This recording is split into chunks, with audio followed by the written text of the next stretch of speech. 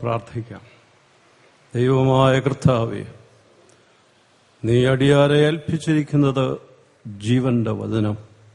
ധ്യാനിക്കുന്ന വ്യക്തിക്കത് കാരണദീപം, പാതയ്ക്ക് പ്രകാശം. തിരുവചന ധ്യാനത്തിലൂടെ അടിയങ്ങളിൽ നിന്ന് നിന്റെ ജീവനിലേക്ക്, സമൃദ്ധിയായ ജീവനിലേക്ക് പ്രവേശിച്ച് കർത്താവിൻ്റെ വെളിച്ചത്തിൽ ചരിപ്പാൻ തിരുവചന ധ്യാനം മുഖാന്തരമാക്കണം. യേശുവിൻ്റെ നാമത്തിൽ അപേക്ഷിക്കുന്നത് കൃപയോടെ കേൾക്കണമേ.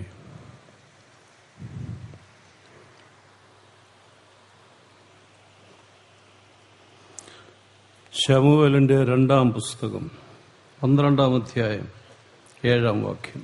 നാഥാൻ ദാവീദിനോട് പറഞ്ഞത്, ആ മനുഷ്യൻ നീ തന്നെ. കഴിഞ്ഞ വർഷങ്ങളിലായി ഏലിയാവ്, ഹാഗാർ, മോശ, ഇന്ന് ദാവീദിൻ്റെ ധ്യാനത്തിൽ വളരെയധികം കാര്യങ്ങൾ ദാവീദിനെ കുറിച്ച് പറയുന്നതിനല്ല, നമ്മുടെ കൺവെൻഷന്റെ തീമായി എടുത്തിരിക്കുന്ന എഴുന്നേൽപ്പേൻ നാം പോകാം, ആ വിഷയത്തെക്കുറിച്ച് നമുക്ക് ഇതോടൊന്നിച്ച് ഒരുമിച്ച് ധ്യാനിക്കാവുന്നതാണ്. 3-4 വ്യക്തികൾ നമ്മുടെ സ്മരണയിൽ വരുന്നത് നല്ലതാണ്. ഈ കൺവെൻഷന്റെ 2 സെക്രട്ടറീസ്, ഒരാൾ 1 വർഷം മുമ്പും ഏതാനും ദിനങ്ങൾക്ക് മുമ്പുമായി 2 പേരെ കടന്നുപോയി.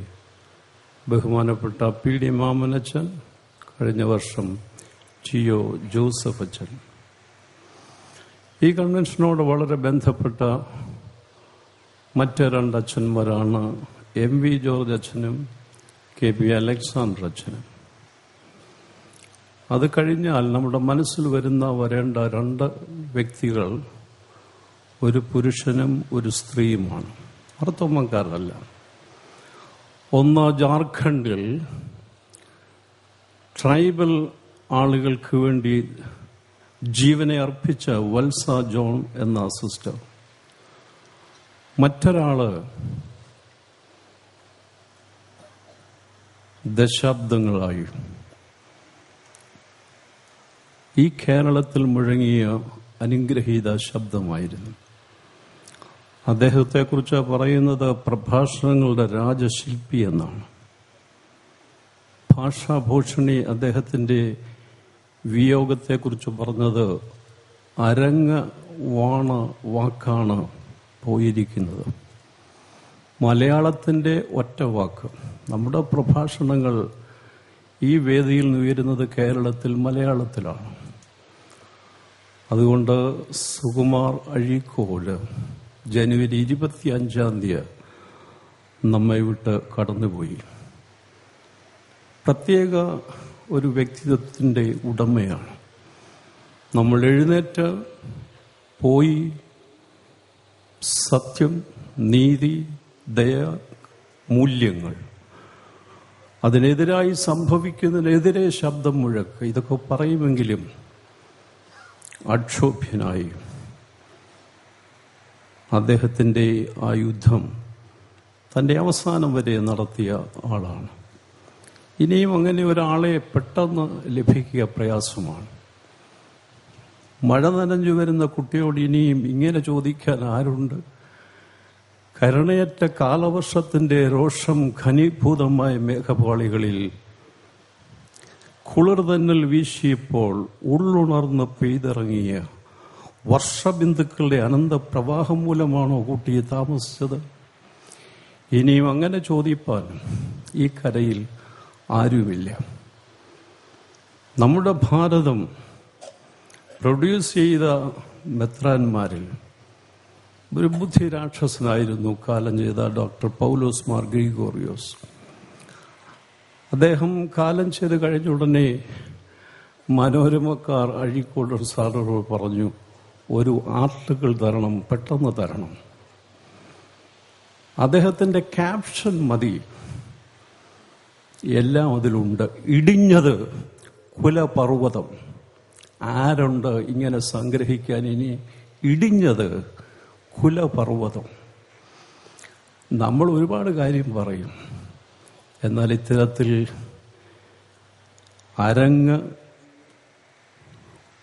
വാണവാക്ക് നമ്മെ വിട്ട് കടന്നുപോയിരിക്കുന്നു.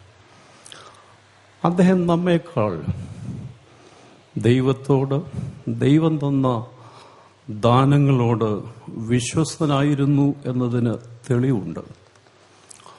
അദ്ദേഹത്തിൻ്റെ ആത്മകഥ ഇങ്ങനെ അവസാനിപ്പിക്കുന്നു.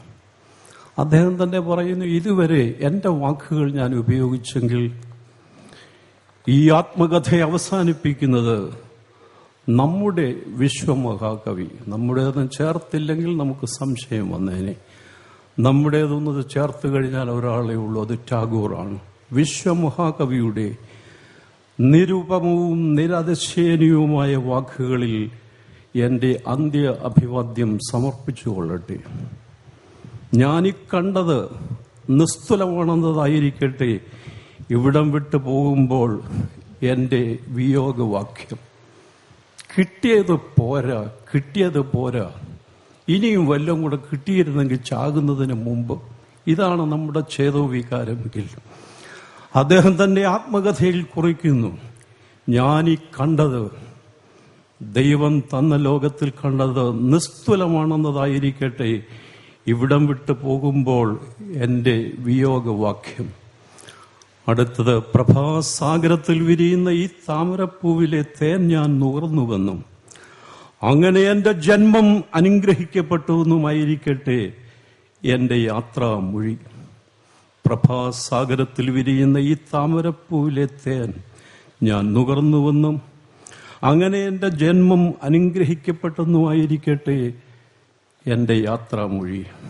എൻ്റെയും നിങ്ങളുടെയും യാത്രാമൊഴി എന്താണ്? കിട്ടിയത് പോരാ. ദൈവം അവന് കൊടുത്തു, ഇവന് കൊടുത്തു, എനിക്കൊന്നും തന്നില്ലല്ലോ. ഇതാണോ നമ്മുടെ അന്ത്യ അഭിവാദ്യം? ഇതാണോ നമ്മുടെ യാത്രാമൊഴി? ഈ ലോകം വിട്ട് കർത്തൃസന്നിധിയിലേക്ക് പോകാൻ ഒരുങ്ങിയിരിക്കുന്ന നാം എഴുന്നേൽപ്പിൻ പോക എന്ന് പറഞ്ഞാൽ ആ പോകുന്ന സ്ഥലത്തേക്കുള്ള യാത്ര ഇത്തരത്തിൽ ഈ ഐഹിക യാത്ര തീരുമ്പോൾ ഇത്തരത്തിൽ അവസാനിപ്പിക്കുവാൻ നമുക്ക് സാധിക്കുമോ? അദ്ദേഹം തന്നെ പറയുന്നു, തൻ്റെ ജീവിതത്തിൽ മറക്കാനാവാത്ത അനുഭവമാണ് വർഷങ്ങൾക്ക് മുമ്പ് തൃശ്ശൂരിലെ 7 സായം സന്ധ്യങ്ങളിൽ താൻ ചെയ്ത 7 പ്രഭാഷണങ്ങൾ. അതിനെക്കുറിച്ച് അദ്ദേഹം ഇങ്ങനെ പറയുന്നു, എൻ്റെ ജീവിതത്തിൽ പ്രഭാഷണത്തിൻ്റെ അനവധി അവസ്മരണീയ അനുഭവങ്ങൾ ഉണ്ടായിട്ടുണ്ട്. പക്ഷെ 7 ദിവസങ്ങളിലെ 7 പ്രഭാഷണങ്ങളെ ഒരൊറ്റ പ്രഭാഷണമാക്കി തീർത്തത് ഈ സദസ്സിൻ്റെ ഇക്കണ്ട തന്മയീഭാവം നിറഞ്ഞ ഏക മനസ്സാണ്. നാം ഏത് ഏക മനസ്സിനെയാണോ തേടിപ്പോകുന്നത്, ഈ അന്തരീക്ഷത്തിൽ അത് നിറഞ്ഞു നിൽക്കുന്നു. ആ ദുർലഭമായ ഏക മനസ്സിന്റെ വിജയപൂർവമായ സാഫല്യമാണ് ഈ കഴിഞ്ഞ 7 ദിനങ്ങളിൽ നാം അനുഭവിച്ചത്. 7 വാക്ക് ഒന്നിച്ച് പറഞ്ഞുളവായ സൗഹാർദ്ദം, വചനത്തിന്റെയും ശ്രവണത്തിന്റെയും ആലിംഗനം നടക്കാതെ, ശരിയാണല്ലോ, എത്രയോ പ്രഭാഷണങ്ങൾ സ്റ്റാൻലി ജോൺസ് ഇങ്ങനെ നീണ്ട നിരയാണ്. എന്നാൽ വചനം ഘോഷിക്കപ്പെടുന്നു, വചനത്തിന്റെയും ശ്രവണത്തിന്റെയും ആലിംഗനം നടക്കാതെ ജീവിതത്തിന്റെ എല്ലാ വേദികളിലും വ്രതഭംഗങ്ങൾ നടക്കുമ്പോൾ നമ്മുടെ ഈ ആഴ്ചത്തെ സൗഭാഗ്യം, അദ്ദേഹം പറയുന്നു, ചെറിയ നേട്ടമല്ല. വിദൂരമായ ദേശീയ പുരോഗതിയുടെ ചക്രവാളത്തിലേക്ക് വഴി തെളിയിക്കുവാൻ ഇവിടെ കൂടിയ നാമാകുന്ന മിന്നാമിനുകളുടെ ഹൃദയത്തിന്റെ വെട്ടം മതിയാകുമെന്ന് നമുക്ക് വിശ്വസിക്കാം. നമുക്ക് ശോഭയേറിയ നാട്, അതിലേക്ക് നടന്നു നീങ്ങുമ്പോൾ നീങ്ങുന്ന പാതയിലെ സഹയാത്രികരെയും പാതയെയും പ്രകാശിപ്പിക്കുന്നതിന് ഇത്രയും മിന്നാമിനുകൾ പ്രകാശിക്കുവാൻ സാധിച്ചാൽ തീർച്ചയായും ചാരിതാർത്ഥ്യജനകമായ അനുഭവമാണ്. ആ വഴിയിലൂടെ ചെന്ന് നമുക്ക് ഈ നാടിന്റെ നവസംസ്കാരത്തിന്റെ പടിവാതിലും കടന്ന് ശ്രീകോവിൽ വരെ ചെന്നെത്താനും കഴിഞ്ഞേക്കാം. തുടക്കം നമ്മുടെ മനസ്സിലെ മാറ്റമാണ്. മനസ്സ് ചിന്ത കൊണ്ടല്ല, കർമ്മം കൊണ്ടാണ് മാറ്റുക. അനിവാര്യമായി ഈ മാറ്റം സൃഷ്ടിക്കുവാൻ നമ്മൾ നാളെ തന്നെ ഒന്നിച്ച് കുരുക്ഷേത്രത്തിൽ ഇറങ്ങുമ്പോൾ അതിൻ്റെ സെക്കുലർ യൂസേജിൽ ധർമ്മയുദ്ധത്തിന്, തിന്മയ്ക്ക്, അനീതിക്ക് കാപട്യനിത യുദ്ധം അതിനിറങ്ങുമ്പോൾ ഇവിടെ ഉയർന്ന സ്വരതരംഗങ്ങൾ നമ്മെ തലോടി മുന്നോട്ട് നടത്തുന്നതിന് അവിടെ എത്തിയിരിക്കുമെന്ന് പ്രതീക്ഷിക്കട്ടെ. സുന്ദരമായ പ്രതീക്ഷയാണ്. നമുക്ക് എന്ത് പ്രത്യാശയാണ്? ആകയാൽ വിശ്വാസം, പ്രത്യാശ, സ്നേഹം, ഇതിൽ വലുതോ സ്നേഹം? വാക്യമറിയാം. അദ്ദേഹം തൻ്റെ 7-ാം ദിനത്തിലെ പ്രസംഗം അവസാനിപ്പിക്കുമ്പോൾ പ്രതീക്ഷിക്കുന്ന ഇങ്ങനെ. എങ്ങനെ പ്രതീക്ഷിക്കുന്നു? മനസ്സിന്റെ മാറ്റമാണ് ആവശ്യം. ചിന്ത കൊണ്ടല്ല, കർമ്മം കൊണ്ടാണ് മനസ്സിന്റെ മാറ്റം സാധിക്കേണ്ടത്. ആ അനിവാര്യമായ മാറ്റത്തിനായി നാം നാളെ കുരുക്ഷേത്രത്തിലെത്തുമ്പോൾ, ഈ കഴിഞ്ഞ ദിനങ്ങളിൽ, നാളെ കൂടെ കൂട്ടുമ്പോൾ 8 ദിനങ്ങളിൽ ഈ വേദിയിൽ നിന്നുയർന്ന സ്വരതരംഗങ്ങൾ നമ്മെ തലോടി മുന്നോട്ട് നയിക്കുന്നതിന് അവിടെ എത്തിയിരിക്കുമെന്ന് പ്രതീക്ഷിക്കട്ടെ. നിശ്ചയമായി യേശു കാണും. കുരുക്ഷേത്രത്തിൽ ധർമ്മയുദ്ധത്തിന് നാം എത്തിയാൽ യേശു പറഞ്ഞ വാഗ്ദാനങ്ങൾ ഒന്നതാണ്: ഞാനോ എല്ലാ നാളിലും ലോകാവസാനത്തോളം നിങ്ങളോടുകൂടെ ഉണ്ടായിരിക്കും. നമുക്ക് നമ്മുടെ യാത്രയെക്കുറിച്ച് വ്യക്തതയുണ്ടോ? ഒരു പാട്ടിൻ്റെ ഈരടികൾ ഇങ്ങനെയാണ്: യാത്ര തുടരുവതെന്തിനായി? ഒരു മകളെ ഇട്ടേച്ചൊരമ്മ ഓടിപ്പോകുമ്പോൾ അടുത്ത പോയതെങ്കിലും പിന്നെ പിടികിട്ടിയിട്ടുണ്ട്. എത്രയോ ആളുകൾ പോയിട്ട് എവിടെയാണെന്ന് പോലും അറിയില്ല. കാരണം ഇതാണ്: യാത്ര തുടരുവതെന്തിനായി, ഇരുൾ കാട്ടിലലഞ്ഞു തളർന്നു. എന്തിനാണ് ഈ ജീവിതയാത്ര തുടരേണ്ടത്? അവസാനിപ്പിക്കുകയല്ലേ നല്ലത്? എത്രയോ ആളുകൾ ഈ ജീവിതം ഒടുക്കിയിട്ട് ഈ യാത്രയ്ക്ക് അർത്ഥമില്ല എന്ന് പറഞ്ഞ് കളിക്കളത്തിൽ നിന്ന് ഹംസഗീതം പാടി ഈ കളത്തിൽ നിന്ന് ഒഴിഞ്ഞു പോകുന്നു, ദിനം പ്രതി ഒഴിഞ്ഞു പോകുന്നു. അതിനിടയിൽ കുറെ പേർ നമ്മളിവിടെ കൂടുമ്പോൾ ഇത്രയും മിന്നാമിനിങ്ങളുടെ വെട്ടം സഹയാത്രികനെ പ്രകാശിപ്പിക്കുന്നു. അവിടെ നമ്മൾ കാണുമോ? ധർമ്മയുദ്ധത്തിന് യേശു ക്ഷണിക്കുകയാണ്. എവിടേക്കാണ് പോകുന്നത്? എഴുന്നേൽപ്പിൻ, നാം പോകുക. 12-ാം വയസ്സിൽ യേശുവിന് വ്യക്തമായ ധാരണയുണ്ടായിരുന്നു. ഞാൻ എൻ്റെ പിതാവിനുള്ളതിൽ ഇരിക്കേണ്ടതല്ലയോ? നമുക്ക് വല്ല ധാരണയുമുണ്ടോ എഴുന്നേറ്റാൽ പോകാൻ? 12-കാരൻ പറയുന്നു, ഞാൻ എൻ്റെ പിതാവിനുള്ളതിൽ ഇരിക്കേണ്ടതല്ലയോ? 33 വയസ്സുകൊണ്ട് യാത്ര തീരുമ്പോൾ ആനുപാതികമായി 12-ാം വയസ്സിൽ ആ ലക്ഷ്യബോധം ഉണ്ടാവേണ്ടത് അനിവാര്യതയാണ് യേശുവിനെ സംബന്ധിച്ച്. പിന്നെ അധിക കാലം ജീവിക്കുന്നില്ലല്ലോ. നമുക്കിനി ഒരുപാട് കാലമുണ്ടെന്ന് ചിന്തിച്ചിരിക്കുകയാണ്. വ്യക്തതയില്ല എവിടേക്കാണ് പോകേണ്ടത്. യേശു കർത്താവിന്റെ പിതാവിനുള്ളതിലിരിക്കേണ്ടതല്ലയോ ഉള്ള വ്യക്തതയിൽ നീങ്ങിയെങ്കിലും ഗത്സമനയിൽ അല്പം പതറിയെന്ന് തോന്നുന്നു. ഈ പിതാവിനുള്ളത് തന്നെയാണോ? വ്യാഴാഴ്ച രാത്രിയിൽ ഞാൻ ശിഷ്യർക്ക് കൊടുത്ത പാനപാത്രം അല്ലാതൊന്ന് പിതാവ് നീട്ടിയപ്പോൾ ഇതും പിതാവിനുള്ളത് തന്നെയാണോ എന്ന് സംശയിച്ചെങ്കിലും പിതാവിന്റെ ഹിതത്തിന് തന്നെ വിധേയപ്പെടുത്തിയ യേശു കർത്താവ് നീങ്ങുന്നു കാൽവറിയിലേക്ക്. ഈ ശബ്ദം മുഴങ്ങിയത് ഒരു പൂന്തോട്ടത്തിലാണ്, ഗാർഡനിലാണ്. ഇതിന്റെ ഫലപ്രാപ്തി കാൽവറിയിലായിരുന്നു. വളരെയധികം ചിന്തിക്കേണ്ടതായിട്ടുണ്ട്. അതൊന്നിച്ച് ചേർത്ത് വച്ചത്, ഒരു വാക്യത്തിൽ വെച്ചത് യോഹന്നാൻ മാത്രമാണ്. In the place where Jesus was crucified there was a garden. അവനെ ക്രൂശിച്ച ഇടത്ത് തന്നെ ഒരു പൂന്തോട്ടവും ഉണ്ടായിരുന്നു. പൂന്തോട്ടത്തിൽ മുഴങ്ങിയ ശബ്ദമാണ്, എഴുന്നേൽപ്പിൻ, നാം പോകാം. പോയത് the grim, stark, wooden, rugged cross. ഇത്രയും പരിപരുത്തൊരു യാഥാർത്ഥ്യം യേശുവല്ലാതെ മറ്റാരാണ് അഭിമുഖീകരിച്ചിട്ടുള്ളത്? ഗത്സമനയിൽ ഈ ശബ്ദം മുഴങ്ങിയെങ്കിലും ഫലപ്രാപ്തി കാൽവറിയിലായിരുന്നു. അങ്ങനെ തന്നെയാണ് സംഭവിക്കേണ്ടത്. പക്ഷേ 1.5 മാസം മുമ്പ് ക്രിസ്തുമസ് കാലങ്ങൾ നാം പാടുന്നു, ഈ മറിയയുടെ മടയിൽ ഉറങ്ങുന്നത് ആരാണ്? പുൽക്കൂട്ടിൽ മിന്നുന്നത് പൂത്തിങ്കളോ? കുഴപ്പമില്ല, ശരിയാണ് ഒരർത്ഥത്തിൽ. എന്നാൽ വീണ്ടും വീണ്ടും ആ ശിശു വളർന്ന് യാത്ര ചെയ്യുമ്പോൾ ഒടുവിൽ നാം മനസ്സിലാക്കേണ്ടത് മിന്നിത്തിളങ്ങുന്ന ഒരാൾ മാത്രമല്ലിത്. ആളുകൾ കണ്ടാൽ മുഖം മറച്ചുകളയത്തക്കൊണ്ടും ആ ജീവിതം അത്തരത്തിലായിപ്പോയി. നമുക്കറിയാം, ആ ജീവിതത്തെ അന്നേരം വിവരിക്കേണ്ടത് ഇത് മിന്നിത്തിളങ്ങുന്ന പൂത്തിങ്കളാണോ എന്നല്ല പാടേണ്ടത്. പകരം ഇതാ സ്നേഹാഗ്നിയിൽ എരിഞ്ഞമരുന്ന അഗ്നി കാവടിയാണ്. സ്നേഹാഗ്നിയിൽ എരിഞ്ഞമർന്ന അഗ്നിക്കാവടി. ആർക്കാണ് പോകാൻ ഇഷ്ടം? ഒരു വത്സ ജോൺ കാക്കനാടുകാരിയാണ്, എറണാകുളം. അവര് കർത്താവിനെ പോലെ തന്നെ ഒരു സ്നേഹാഗ്നിയിൽ എരിഞ്ഞടങ്ങിയ അഗ്നിക്കാവടിയാണ് വത്സ ജോൺ എന്ന സഹോദരി. നാമുമായിട്ട് ഇതിനെന്ത് ബന്ധമാണ്? ഈ ആഹ്വാനം നാം എങ്ങനെ സ്വീകരിക്കുന്നു? Life must be A garden in the perpetual Bloom of summer. നമ്മുടെ ആഗ്രഹം അതാണ്. ഗത്സമനയിൽ തന്നെ ഇരിക്കുക. 3 ശിഷ്യന്മാര് മറുരൂപമലയിൽ കണ്ടപ്പോൾ യേശുവിനെ കണ്ടിട്ട് പറഞ്ഞു, ഇവിടെ ഇരിക്കാം, ഗത്സമനയിൽ ഇരിക്കാം. ശബ്ദം ഇങ്ങനെ കേട്ടോണ്ടിരിക്കുക, നാം പോകാം, നാം പോകാം.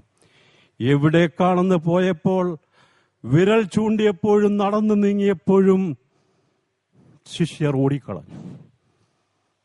എല്ലാവരും ഓടിയെങ്കിലും എനിക്ക് വീണ്ടും വീണ്ടും അത് പറവാൻ ഇഷ്ടമില്ല. ഓടി അന്ന്, എന്നാൽ ഒരുമിച്ച് കൂടി ശക്തി പ്രാപിച്ച ശേഷം ഒരുവൻ ഈ ഭാരതഭൂമിയിലേക്ക് വന്നതുകൊണ്ടാണ് ഈ മണത്തരിയുടെ മുകളിൽ ഇത്രയും പേർ വിശ്വാസികൾ ഇരിക്കുന്നത്. ഓടി എന്നുള്ളത് ശരി അന്ന്. വീണ്ടും സന്തോഷത്തോടെ ഒന്നിച്ചുകൂടി പരിശുദ്ധാത്മശക്തി പ്രാപിച്ച് ഒറ്റയാൾക്കേ സ്വാഭാവിക മരണം കിട്ടിയുള്ളൂ. എന്തൊരു ധീരന്മാരായ ശിഷ്യന്മാർ! അവരന്ന് ഓടിയെങ്കിലും വീണ്ടും വീണ്ടും ഓടിപ്പോയി എന്ന് പറഞ്ഞ് അവരെ പരിഹസിക്കുന്നതിന് നാം തുനിയരുത്. സെന്റ് തോമസ് ഇവിടെ വന്നിട്ട് നാം എന്തു കൊടുത്തു? അദ്ദേഹത്തെ വെറുതെ വിട്ടില്ല. രക്ഷകന്റെ വയ ഡോളറോസ, വ്യഥയുടെ വഴിയിൽ അദ്ദേഹത്തെയും നടത്തി, നിഗ്രഹിച്ചു കളഞ്ഞു. വീണ്ടും നാം ഒന്നിച്ച് കൂടുമ്പോൾ ഗത്സമനയിൽ ഒരു പൂന്തോട്ടത്തിൽ മുഴങ്ങിയ ശബ്ദത്തിന്റെ ഫലപ്രാപ്തി കാൽവറിയിലാണെങ്കിൽ ഇന്ത്യയുടെ മുൻ president doctor Radhakrishnan, philosopher, statesman, ലോകത്തിന് കൊടുത്ത സംഭാവന എന്ന് പറയാം. അദ്ദേഹം 2 സെന്റൻസ് ഇങ്ങനെ പറഞ്ഞു: all growth is marked by pain. എല്ലാ വളർച്ചയും വേദനയിലൂടെയാണ്. All transition belongs to the realm of tragedy. ദുരന്ത മേഖലയിൽ എത്തിയിട്ടേ ഉള്ളൂ മാറ്റങ്ങൾ ഏതും. ശരിയാണോ?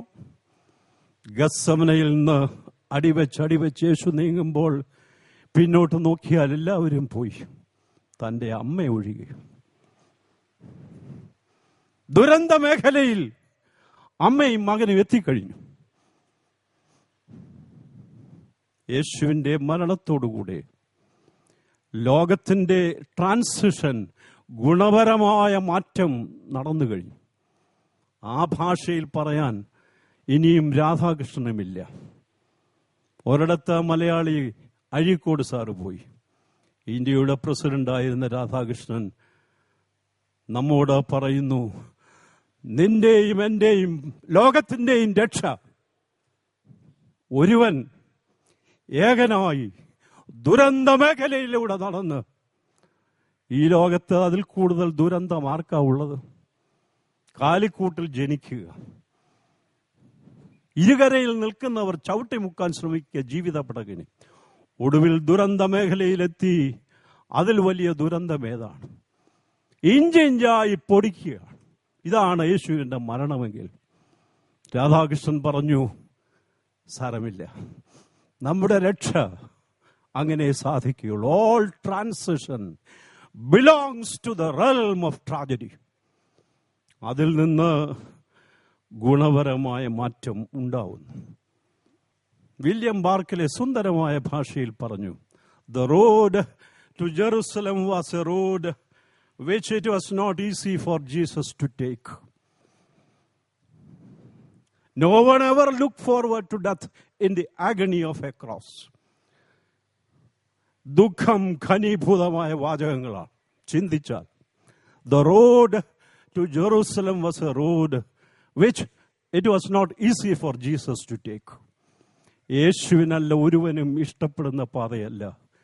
ഒടുവിൽ യെരുശലേമിലേക്ക് പോകുവാൻ മനസ്സുറപ്പിച്ചപ്പോൾ യേശു കാണാതെ പോയതല്ല, കണ്ടു തന്നെ പോയി. ഇതിൻ്റെ അന്തം ഭീകരമായിരിക്കും. ഇതിൻ്റെ അന്തം. No one ever looked forward to death in the agony of a cross. ഇന്ന് കുരിശുമരണം ഇവിടെയില്ല. അവിടെയുള്ളവർക്ക് പിടികിട്ടും നിശ്ചയമായി. ആരാണ് അത്തരത്തിലുള്ള ഒരു മരണം പ്രതീക്ഷിക്കുക? എങ്കിലും രാധാകൃഷ്ണൻ പറഞ്ഞു, അതിലൂടെ രക്ഷ, ഗുണപരമായ മാറ്റം, ട്രാൻസിഷൻ സാധിക്കുകയുള്ളൂ. ദുരന്ത മേഖലയിൽ എത്തിയിട്ടേ ഉള്ളൂ മാറ്റങ്ങൾ ഏതുമെങ്കിൽ, അത് വിശ്വസിക്കുന്നുവെങ്കിൽ. നമ്മളിങ്ങനെ ഇരുന്നാൽ, വത്സ ജോൺ ഒരിടത്തൊരു മദർ തെരേസ ഇങ്ങനെ പറഞ്ഞുകൊണ്ടിരിക്കാം, ലക്ഷക്കണക്കിന് ക്രിസ്ത്യാനികളായ നാം ഇതിനൊന്നും തയ്യാറല്ല. ഇതിന് തയ്യാറല്ല നമ്മൾ. മോറിസ് വെസ്റ്റിന്റെ ഷൂസ് ഓഫ് ദ ഫിഷർമാൻ, അതിൻ്റെ അവസാന രംഗത്ത് കാർഡിനൽസ് ന്യൂലി ഇലക്റ്റഡ് പോപ്പിനോട്, ഇപ്പോൾ ബിഷപ്പ് ആലഞ്ചേരിയെ കാർഡിനലാക്കുന്ന സമയമാണിത്. നമ്മുടെ ഹൃദയത്തിൽ പ്രാർത്ഥിക്കാമല്ലോ. എല്ലാവർക്കും സാധിക്കും അദ്ദേഹത്തിന് വേണ്ടി. ന്യൂലി ഇലക്റ്റഡ് പോപ്പിനോട് കാർഡിനൽസ് ചുറ്റും നിന്നവർ ചോദിച്ചു, "വാട്ട് ഡു യു വാണ്ട്?" അങ്ങ് എന്താഗ്രഹിക്കുന്നു? അദ്ദേഹം പറഞ്ഞു, "Men with fire in their hearts and wings to their feet." എങ്ങനെയുള്ള മനുഷ്യരെ? ഹൃദയത്തിൽ സ്നേഹാഗ്നി ജ്വലിക്കുന്ന ആളുകൾ. ചത്തയെ ചതഞ്ഞെന്നും പറഞ്ഞിരിക്കുന്നവരെ ആർക്ക് വേണം? യേശുവായിട്ടാണ് ഈ സൈന്യത്തെയും കൂടെ നടക്കുന്നത്. പുകഞ്ഞ തിരിയാണ്, ചതഞ്ഞ ഓടകളാണ്. എങ്കിലും യേശു പറഞ്ഞിട്ടുണ്ട്, ഞാൻ ഉപേക്ഷിക്കില്ല. അതുകൊണ്ട് നമുക്ക് ആ സൈന്യത്തിൽ കൂടാം.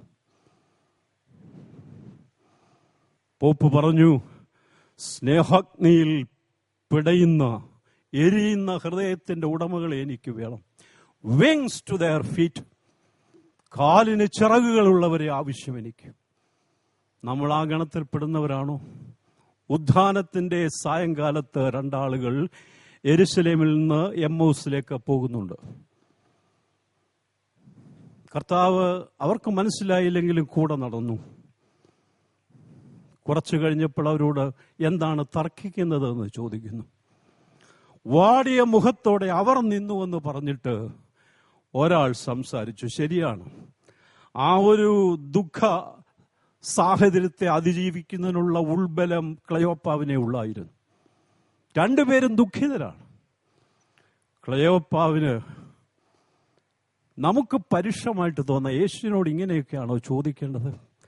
എന്നാൽ അവന്റെ വികാരത്തിന്, ക്ലയോപ്പാവിന്റെ വികാരത്തിന് പുരസ്കാരം കൊടുക്കേണ്ടത് ആവശ്യം. സുവിശേഷ പ്രസംഗ സംഘത്തിൽ പുരസ്കാരം വല്ലതും ഇരിപ്പുണ്ടോ? ഒരെണ്ണം ക്ലയോപ്പാവിന് കൊടുക്കണം. അങ്ങനെ യേശുവിനോട് സംസാരിച്ചതിനല്ല, ദുഃഖം, ഈ സംഭവം ഞങ്ങളോടുകൂടെ നടക്കുന്ന ഒരാൾ അറിഞ്ഞില്ല എന്നുള്ള ദുഃഖം തളം കിട്ടിയ വാക്കുകളാണ്. യെരുശലേമിലെ പരദേശികളിൽ ഈ സംഭവം നീ മാത്രം അറിഞ്ഞില്ലെങ്കിൽ നിന്നോടുകൂടെ നടക്കുന്നത് ഞങ്ങൾക്ക് നാണക്കേടാണ്. നമുക്ക് നാണമെന്ന് പറയുന്നത് എന്നേ പോയി. എന്ന നാണമാ? ഏതിനെക്കുറിച്ച് നാണം നമുക്കുണ്ട്? ക്ലയോപ്പാവിന്റെ ചോദ്യത്തിൽ ഇത്രയുമുണ്ട്. ഞങ്ങളുടെ കൂടെ നടക്കുന്ന നീ ഈ കാര്യം അറിഞ്ഞില്ല എന്ന് പറയുമ്പോൾ ഇങ്ങനെ ഒരാളുടെ കൂടെ നടക്കുന്ന ഞങ്ങൾക്ക് നാണക്കേടാണ്. യെരുശലേമിലെ പരദേശികളിൽ നീ മാത്രം ഈ സംഭവം അറിഞ്ഞില്ലെന്ന്. യേശു വിടുകയില്ല. അവരെ വീണ്ടും പറയിക്കുന്നതിന് ആവശ്യമായ ചോദ്യം എന്ത് എന്ന് ചോദിക്കുന്നു. അപ്പോൾ പറഞ്ഞു, ദൈവത്തിൻ്റെയും മനുഷ്യരുടെയും മുമ്പാകെ വാക്കിലും പ്രവൃത്തിയിലും ശക്തനായിരുന്ന ഒരാൾ, ഒരു പ്രവാചകൻ. ഞങ്ങൾ അവനെ ഞങ്ങളുടെ വീണ്ടെടുപ്പുകാരനെന്ന് ആശിച്ചിരുന്നു. പോയിരിക്കുന്ന ആശ പൊയ്പോയാൽ എങ്ങനെ ജീവിക്കും? ക്ലയോപ്പാവ് അനുഗ്രഹീതനാണ്. അദ്ദേഹത്തിൻ്റെ അനുഗ്രഹത്തിൻ്റെ കാരണമായി പറയാവുന്നത്, ഒരുവൻ യേശുവിനെ കുറിച്ച് അറിഞ്ഞിട്ടില്ലെങ്കിൽ അതിനെക്കുറിച്ചുള്ള ഭാരം ക്ലയോപ്പാവിനെ പോലെ ആർക്കുണ്ട്? നിൽക്കുന്ന എനിക്കും ഇരിക്കുന്ന നിങ്ങൾക്കും ഇതിന്റെ അംശമുണ്ടായിരുന്നെങ്കിൽ ഭാരത സുവിശേഷീകരണം എത്ര അനായാസനം നടന്നേനെ. ഈ കാര്യം അറിയാത്ത നീ ഞങ്ങളുടെ കൂട്ടുകാരൻ എന്ന് പറയുന്നത് ഞങ്ങൾക്ക് നാണക്കേടാണ്. യേശു ചോദിച്ച് എന്തെന്ന് ഉപയോഗിച്ചപ്പോൾ യേശുവിനെ കുറിച്ച് പറയാവുന്ന അങ്ങേയറ്റത്തെ ആഡ്ജക്റ്റീവ്സ്, അങ്ങേയറ്റത്തെ ബഹുമതി വാചകങ്ങളാണ് ക്ലയോപ്പാവ് യേശുവിനോട് പറയുന്നത്. എന്നാൽ ഞങ്ങൾക്കിപ്പോൾ ആശയ്ക്ക് വകയില്ല. അവനെ കൊന്നത് സാധാരണക്കാരല്ല, മഹാപുരോഹിതന്മാരും രാജ്യത്തെ പ്രമാണികളും അവനെ നിഗ്രഹിച്ചു കളഞ്ഞു.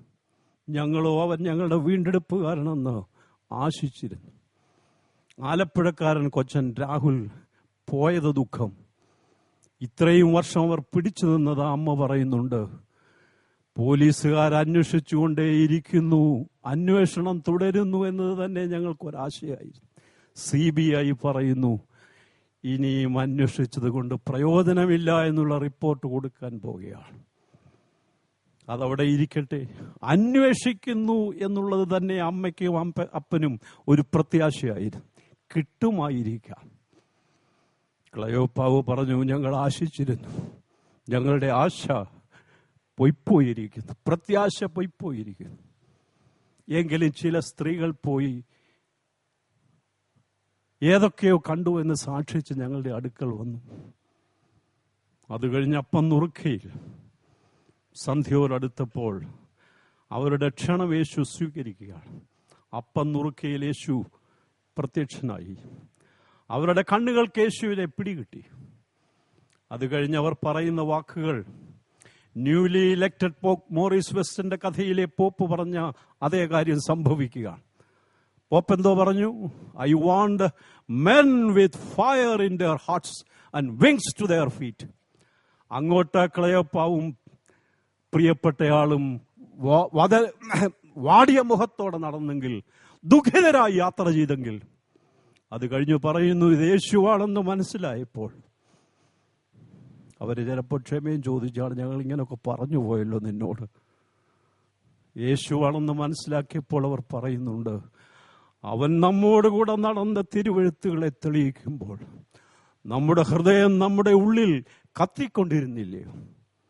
അത് കഴിഞ്ഞ് മഹാസന്തോഷത്തോടെ വാടിയ മുഖത്തോടെ എമ്മൗസിലേക്ക്, മഹാസന്തോഷത്തോടെ യെരുശലേമിലേക്ക്. അതാണ് പോപ്പ് ആവശ്യപ്പെട്ടത്. Men with fire in their hearts and wings to their feet. നമുക്കിത് സാധിക്കണം.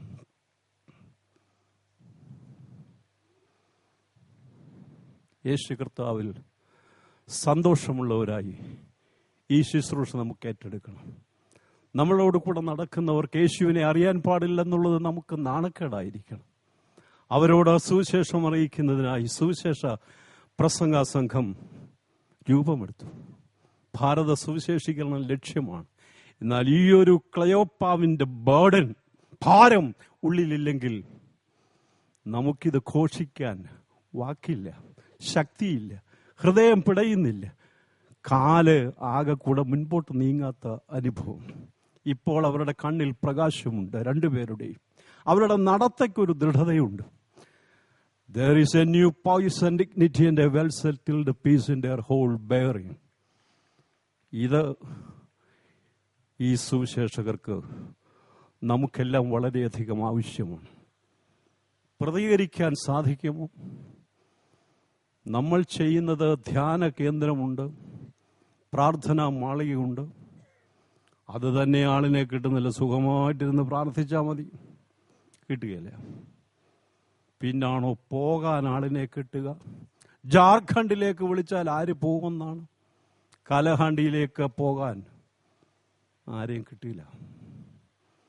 നമുക്കിതെങ്ങനെ ഈ കാര്യം നടത്താൻ സാധിക്കും? മഹാത്മാഗാന്ധി വർഷങ്ങൾക്ക് മുമ്പ് പറയുന്നുണ്ട്, ഞാൻ ഈ ഇന്ത്യയുടെ സ്വാതന്ത്ര്യ സമ്പാദനം അമ്പലത്തിലെ വഴിപാടായി തരം താഴ്ത്തിയവനല്ല. അതായത് പോകുന്ന വഴിക്ക് എറിഞ്ഞു കൊടുക്കുക, ഇരിക്കട്ടെ അവിടെ ഇരിക്കട്ടെ, ഇവിടെ ഇരിക്കട്ടെ, കുറച്ച് രൂപ, നീ കാര്യം സാധിച്ചു തന്നോണം. ഇന്ത്യയുടെ സ്വാതന്ത്ര്യ സമ്പാദനം ദൈവത്തിന് കാശ് കൊടുത്തിട്ട് ദൈവത്തോട് പറയുകയാണ്, ഇന്ത്യ സ്വാതന്ത്ര്യം പ്രാപിക്കണം. ഒരു പ്രാർത്ഥനയും മുഴക്കിയിട്ട് അവിടെ നിന്ന് നടന്നു നീങ്ങുകയാണ്.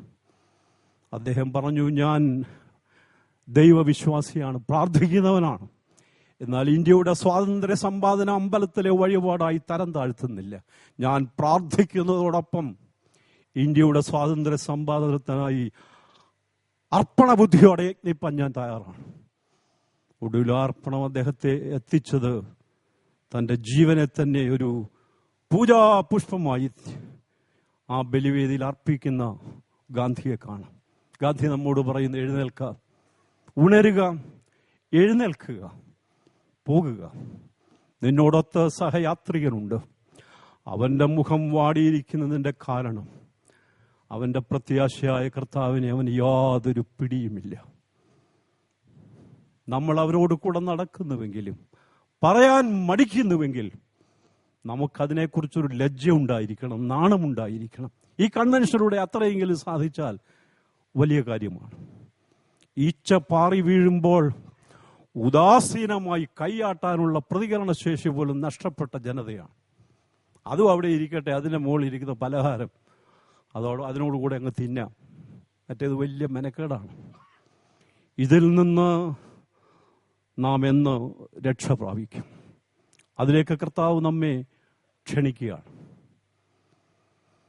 ദാവീദ് ബോവാസിന്റെയും രൂത്തിന്റെയും ഗ്രാൻഡ് സണ്ണാണ്, പ്രപൗത്രനാണ്. ദാവീദിന്റെ വംശാവലിയിൽ യേശു ഉൾപ്പെടുന്നു. ശൗലിന്റെയും ദാവീദിന്റെയും ഗോത്രത്തിൽപ്പെടുന്ന ഒരു സ്ഥലമല്ല ജെറൂസലം. ഇദ്ദേഹത്തിന്റെ അസാധാരണമായ ബുദ്ധിയാണ് ഒരു ജനതയാക്കുവാൻ ഈ രണ്ട് ഗോത്രത്തിലും പെടാത്ത ഈ ഭൂപ്രദേശം അദ്ദേഹം മതപരമായും രാഷ്ട്രീയമായുള്ള ക്യാപിറ്റലാക്കി മാറ്റി, ജെറൂസലം. ഇന്നും ഹോളി ലാൻഡ് സന്ദർശിക്കുന്നവർക്ക് ഈ പോസ്റ്റേ കാണാം. മല്ലപ്പള്ളി റാന്നി എഴുതി വെക്കുന്ന പോലെ സിറ്റി ഓഫ് ഡേവിഡ്, ജെറൂസലം. അദ്ദേഹത്തിൻ്റെ അസാധാരണമായ ബുദ്ധി വൈഭവമാണ്. ഒരു ഏക ഇസ്രയേൽ എന്ന ബോധത്തിലേക്ക് ജനതയെ നയിച്ച ആളാണ് ദാവീദ്. അദ്ദേഹത്തിൻ്റെ തുടക്കം ക്ലേശകരമാണ്. ഇന്നത്തെ പോലെ നോമിനേഷൻ ബോർഡിൽ അധികം ആളുകളില്ലായിരുന്നു. സാമുവൽ പ്രവാചകൻ വന്നു കഴിഞ്ഞു. നോമിനേഷൻ ബോർഡിൽ ഒറ്റയാളേ ഉള്ളൂ,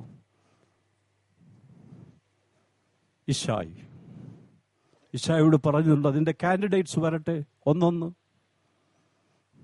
ഓരോരുത്തരെ പ്രസന്റ് ചെയ്തു. 7 പേരെ പ്രസന്റ് ചെയ്ത് കഴിഞ്ഞപ്പോൾ അനക്കമില്ല. നോമിനേഷൻ ബോർഡിലെ ഏകാംഗ കമ്മീഷനായ നോമിനേഷൻ ബോർഡിലെ ഈശായിക്ക് അനക്കമില്ല. വളരെ അധികം നിർബന്ധിച്ചാണ് ശാമുവേൽ നിർബന്ധിച്ചു വന്നയാള്. ഇനിയുമില്ലേ നിന്റെ വീട്ടിലാരും? അദ്ദേഹത്തിന്റെ പറച്ചിൽ നിന്ന് മനസ്സിലാകും. Humiliated in his home. ദാവീദ് ആരാണ്?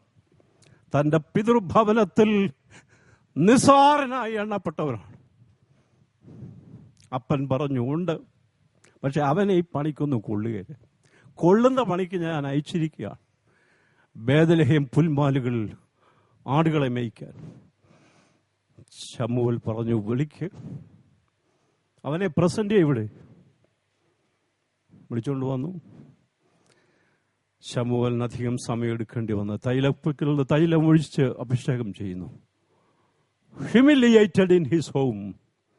Now he has become the shepherd of Israel. ബേദലഹേം പുൽമാലുകളിൽ അപ്പന്റെ ആടിനെ തീറ്റി നടന്നവൻ, ഇസ്രായേലിന്റെ മധുര ഗായകൻ, ഇസ്രായേലിനെ ഒന്നിപ്പിച്ച രാജാവ്, അസാധാരണക്കാരനായ വാറിയർ, ഭീകരൻ, ഭയങ്കരനായ യോദ്ധാവാണ്. ഏതെല്ലാം തലങ്ങളിൽ Now he is the shining star of Israel. Israel അദ്ദേഹത്തെക്കുറിച്ച് ചിന്തിക്കാതെ എന്ത് ഇസ്രയേൽ നമുക്ക് ഓർക്കുക പോലും സാധിക്കുകയില്ല. മരണസമയത്തും നാം ഓർക്കുന്നു ഇസ്രയേലിന്റെ മധുര ഗായകനെ. ദാവീദേ, നിന്റെ കിന്നരങ്ങളോടുകൂടെ നീ വന്ന് മനുഷ്യൻ താൽക്കാലികനാകുന്നുവെന്നും അവന്റെ ദിവസങ്ങൾ ആവി പോലെ മഞ്ഞു ആകുന്നുവെന്നും പറമ്പിലെ പുഷ്പം പോലെ പൂത്തു വാടിപ്പോകുന്നുവെന്നും അവയിൽ പാടി ഞങ്ങളെ കേൾപ്പിക്കുക.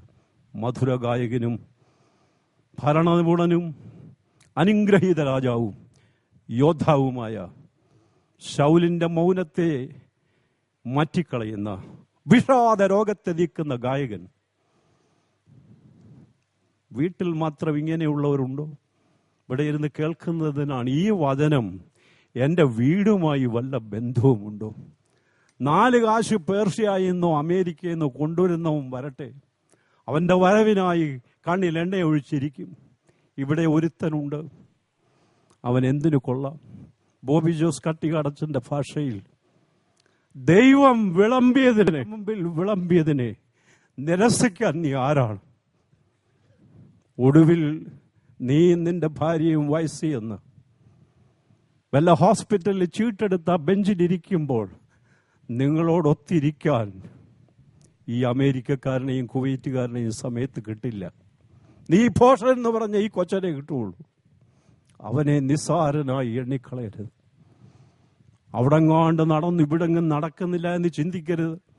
ഈ വചനം നമ്മുടെ വീട്ടിൽ പ്രസക്തമാണ്. Humiliated in his home. തന്റെ പിതൃഭവനത്തിൽ നിരസിക്കപ്പെട്ടവരാണ് ദാവീദ്.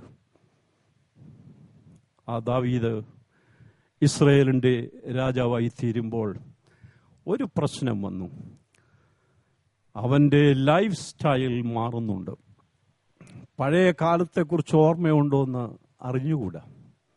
അവന് കിട്ടിയ അധികാരം ഭയങ്കരമായിട്ട് ഉപയോഗിക്കുകയാണ്. നമ്മുടെ ജീവിതത്തിൽ ഇത് സംഭവിക്കാം. എന്തെങ്കിലും കാര്യം കൈ കിട്ടിയാൽ നമ്മൾ മൂഡ് മറക്കുന്നവരാണ്. ദാവീദിനും അത് സംഭവിക്കുന്നുണ്ട്. ആളുകൾ പൊരിഞ്ഞ യുദ്ധത്തിലാണ്, തന്റെ സൈനികരെല്ലാം. The soldiers are in the battlefield. David is relaxing in his palace. എനിക്ക് തോന്നുന്ന ഭവനാന്തരീക്ഷത്തിൽ ഏറ്റവും കൂടുതൽ മുഴങ്ങിയിട്ടുള്ള ശബ്ദം ആരവിടെ ആരവിടെ എന്നുള്ളതാണ്. ആടെക്കൂടെ വിറച്ചുപോയ അവസരങ്ങളുണ്ട്. അവിടെ ഇരുന്നു എന്ന കാരണത്താലാണ് ഇതെല്ലാം സംഭവിച്ചത്. ആളുകളുടെ കൂടെ പോയി മുന്നിൽ നിന്ന് യുദ്ധം ചെയ്ത് പരിശീലിച്ച ഒരു യോദ്ധാവ് പാലസിൽ റിലാക്സ് ചെയ്തപ്പോൾ അപകടം ക്ഷണിച്ചു വരുത്തുകയാണ്. എന്ത് ശബ്ദം കേട്ടാലും ചോദിക്കും, ആരവിടെ? നമുക്ക് ഈ അപകടം നമ്മുടെ വീട്ടിൽ സംഭവിക്കാം, നമ്മിൽ സംഭവിക്കാം. നമ്മുടെ മൂട് മറന്നുള്ള ചിന്തകൾ, ഞാൻ ആരാണെന്ന് ഓർക്കാത്ത അവസരം. ഒരു കാവൽക്കാരൻ പാലസിന്റെ മുമ്പിൽ ഒരു ദിനം വേഷപ്രച്ഛന്നനായ രാജാവ് ആ ഗേറ്റിൻ്റെ അവിടെ വന്നു. ദ്വാരപാലകനോട് ചോദിക്കുന്നുണ്ട്.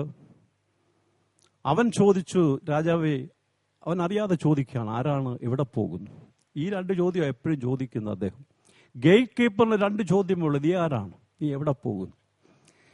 ഇത് കേട്ട രാജാവ് അവനോട് പറഞ്ഞു, ഇങ്ങനെ നീ വരുന്നവരോട് ചോദിക്കുന്നതിന് എത്ര രൂപ കിട്ടും? അവൻ പറഞ്ഞു, 1000 രൂപ കിട്ടും. രാജാവ് പറഞ്ഞു, നാളെ തൊട്ട് ഞാൻ നിനക്ക് മാസം 10,000 രൂപ തരാം. എന്നും രാവിലെ വന്ന് ഈ 2 ചോദ്യം എന്നോട് ചോദിക്കണം. നീ ആരാണ്, നീ എവിടെ പോകുന്നു? പിന്നീട് അവന് മനസ്സിലായി രാജാവാണ്. നമ്മുടെ ജീവിതത്തെ, ഉണ്മയെ, the very be touches our very being. നീ ആരാണ്, നീ എവിടെ പോകുന്നു? എഴുന്നേൽപ്പിൻ, പോക. പോകുന്നയാൾ ആരാണ്? നീയോ ദൈവത്തിന്റെ മനുഷ്യൻ. എവിടേക്ക് പോകുന്നു? സഹയാത്രികനെയും കൂട്ടി സുന്ദരമായ ഒരു സമൂഹ സൃഷ്ടി നടത്തി ഒടുവിൽ പിന്നത്തേതിൽ മഹത്വത്തിലേക്ക് നീങ്ങുന്ന തീർത്ഥാടക സംഘം. അനുഗ്രഹീത മറുപടിയായിരിക്കാം അത്. നമുക്ക് സാധിക്കുമോ? അതോ പൊരിയുന്ന യുദ്ധം നടക്കുമ്പോൾ, സൈനികർ പടക്കളത്തിലായിരിക്കുമ്പോൾ ദാവീദ് തന്റെ പൂർവകാലം മറന്ന് തനിക്ക് കിട്ടിയ അധികാരത്തിൽ പുളയുകയാണ്. നമ്മുടെ ജീവിതത്തിൽ ഈ പരീക്ഷ ഉണ്ടാകാം. ഇത് നമ്മുടെ ജീവിതത്തിൽ ഉണ്ടായാൽ ദാവീദിന്റെ പതനം അത് നമ്മുടെ പതനമാണെന്നുള്ളതിന് യാതൊരു സംശയവുമില്ല. David relaxing in the palace. അത് കഴിയുമ്പോൾ using the exclusive access to selfish ends. അധികാരം വന്നാൽ പ്രത്യേകമായി കിട്ടുന്ന കുറെ ശമ്പളം കിട്ടുന്നതുകൊണ്ടല്ല ഇത്. ആരാണ് സീറ്റ് ഒഴിഞ്ഞു കൊടുത്ത് കണ്ടിട്ടുള്ളത്? ഈയിടെ ഒരു അഭിമുഖത്തിൽ കണ്ടു, തള്ളി മാറ്റണം. അല്ലാതെ അങ്ങനെ നോക്കാൻ ആര് മാറാൻ? ഇത് ആരും മാറില്ല. ഇതിന്റെ മാസ ശമ്പളം കൊണ്ടല്ല, ഇതുണ്ടാക്കുന്നതായ ഒരു പ്രത്യേക ഒരനുഭവമുണ്ട്. ഒരു feeling of prominence, image, power. ആർക്ക് ഇത് ഒഴിയാൻ സാധിക്കും? Exclusive access to selfish ends. എന്തോ ഇതിന്റെ അർത്ഥം?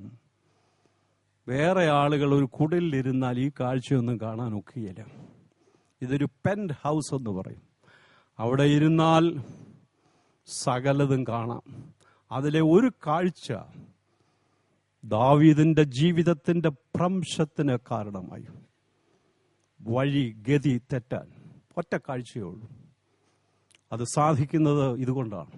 Exclusive access to selfish ends. ആളുകൾ പടക്കളത്തിലാണ്, സൈനികർ. ഇയാൾ ഇവിടെ കുത്തിയിരിക്കുകയാണ് ഈ പാലസിൽ. പെന്റ് ഹൗസിൽ നിന്നാൽ എല്ലാം കാണാം. ആരെ കാണുന്നു? അവർ കാണാതെ തന്നെ അവരെ കാണാം. നല്ല അഡ്വാൻറ്റേജസ് പൊസിഷൻ. എന്തൊരു പ്രൊമിനൻസ് ആണിത്! അതെല്ലാം അദ്ദേഹം തൻ്റെ സ്വാർത്ഥ കാര്യങ്ങൾക്കായിട്ട് ഉപയോഗിച്ചപ്പോൾ വീഴ്ച, പതനം, നാശം, നഷ്ടം, നരകം ക്ഷണിച്ച് വരുത്തുകയായിരുന്നു. എന്ത് ക്ഷണിച്ചു വരുത്തി? He send people. He took Bathsheba and he lay. 3 ക്രിയാപദങ്ങളാണ്. ആളുകളെ അയക്കുന്നു, ബത്ശബയെ കൊണ്ടുവരുന്നു. ഒരുമിച്ചുള്ള ശയനം ദൈവം തമ്പുരാൻ വിലക്കിയിട്ടുള്ള ഒരു കാര്യം. അതോടുകൂടെ നാശം ക്ഷണിച്ചു വരുത്തുകയാണ്. അത് കഴിഞ്ഞാൽ പിന്നെ മിഷനറി ഇതുപോലെ വേഗത്തിൽ ആ രാജ്യത്ത് മിഷനറി ചലിച്ചിട്ടില്ല. 2 വാക്കുകളെ ബത്ശബ പറഞ്ഞുള്ളൂ. എന്തോ പറഞ്ഞു? I am pregnant. രാജാവേ, ഞാൻ ഗർഭിണിയാണ്. These 2 words shattered David's life. ഉറച്ച സിംഹാസനത്തിൽ ഇരുന്നയാളാണ്. ഈ 2 ബത്ശബയുടെ വാക്കുകൾ ഹ്രസ്വമാണ്, അതിശക്തമായ വാക്കുകൾ. ഞാൻ ഗർഭിണിയാണ്. ആ 2 വാക്കുകൾ ദാവീദിന്റെ സിംഹാസനത്തെയും ജീവിതത്തെയും ഉലച്ചു കളഞ്ഞു. അതുകൊണ്ട് അതിവേഗം ഈ മിഷനറി രാജ്യത്തിന്റെ ചലിക്കുകയാണ്. എന്ത് ചെയ്യുന്നു? ഊറിയായെ വിളിപ്പിക്കുകയാണ്. ബത്ശബയുടെ വിവാഹത്തിലുള്ള ഭർത്താവിനെ വിളിക്കുകയാണ്. അപ്പീസിങ് ഹിം, എൻറ്റൈസിങ് ഹിം, ഇത് രണ്ടും വഴങ്ങാതെ വന്നപ്പോൾ എക്സിക്യൂട്ട് ഹിം. ആദ്യം പ്രജാവത്സലനായ രാജാവെന്ന് തോന്നും. നീ ഒരുപാട് യുദ്ധം ചെയ്തതല്ലയോ? നിന്റെ വീട്ടിൽ ഒന്ന് കഴിയുക. അവൻ രാജകൊട്ടാരത്തിൽ ഉറങ്ങി. വീണ്ടും നിർബന്ധിച്ച് നോക്കിയപ്പോൾ വഴങ്ങുന്നില്ല. അതിന്റെ ഒറ്റ കാരണം ഒരു വാചകത്തിൽ ഇങ്ങനെ പറയാം: മൂടുമറന്ന് ദാവീദ് രാജാവ് ലൈഫ് സ്റ്റൈൽ മാറ്റിക്കാണും. ഈ യോദ്ധാവായ ഊറിയ രാജാവ് നിർബന്ധിച്ചിട്ടും അവന്റെ ലൈഫ് സ്റ്റൈൽ മാറ്റിയില്ല. പടക്കളത്തിൽ പൊരിഞ്ഞ യുദ്ധം നടക്കുമ്പോൾ ഞാൻ എൻ്റെ വീട്ടിൽ പോയിരിക്കുകയോ? സാധിക്കില്ല. അപ്പീസിങ് ഹിം, എൻറ്റൈസിങ് ഹിം, മദ്യം വരെ കൊടുത്തു നോക്കി. വരയെന്ന് പറഞ്ഞാൽ ഇന്ന് അതേ ഉള്ളൂ. അതുകൊണ്ട് വരയെന്ന് പറഞ്ഞാൽ എന്തോ അർത്ഥം? ഇന്നതിന് വലിയ അർത്ഥമില്ല. മൂന്നാമത് എക്സിക്യൂട്ട് ഹിം, അവനെ നിഗ്രഹിക്കുക.